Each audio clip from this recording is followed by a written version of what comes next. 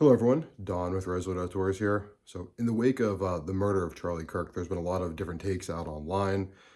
Some of them are pretty wicked.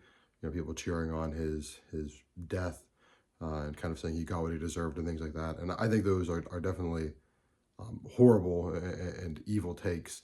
But there's one type of take that I've seen and I've heard that I think is just the absolute dumbest type take, and that is the take that we'll compare something like, maybe there was like a school shooting and there's children that were killed, and say like, oh, conservatives or Republicans are not concerned about this, but now as soon as your Charlie Kirk dies, they're all worried about it and they're posting about it or whatever, and they're sad, something along those type of lines.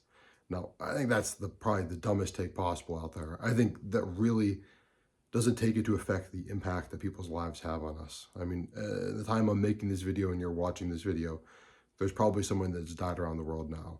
Now, as a conservative, as a Catholic, I believe that life begins at conception and ends at the time of natural death. So I think every life is equally valuable. We're all made in the image of likeness of God. So I'm not saying that any life is less valuable than another, but the impact that they have on us are different.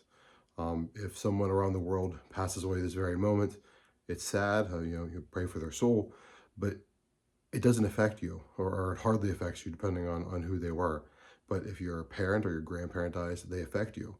So to kind of have that kind of take where you say, oh, well, why is there some oversized reaction for Charlie Kirk, but not for uh, some other, insert, kind of another victim that's, more of a pet of maybe people who are more liberal leaning. It just doesn't make sense. We react differently to different people in our lives, and they have different impacts on us. In the time of the internet, and you have someone who is as popular as Charlie Kirk, who was able to be in a lot of people's feeds because of different algorithms. Uh, he had an outsized impact on their life, and that doesn't even include the role of parasocial relationships that we kind of form after you've watched someone online long enough. Now, me personally, I never really watched Charlie Kirk much, except for the occasional times that um, he came across my feed on different social media, but I can see where he would upset people. I mean, he's very formative, from what I understand, in a lot of younger people and their political leanings and their political thought, and maybe they agreed with him, maybe they disagreed with him, but he was influential nonetheless, especially for um, people who have, helped grow because of his content.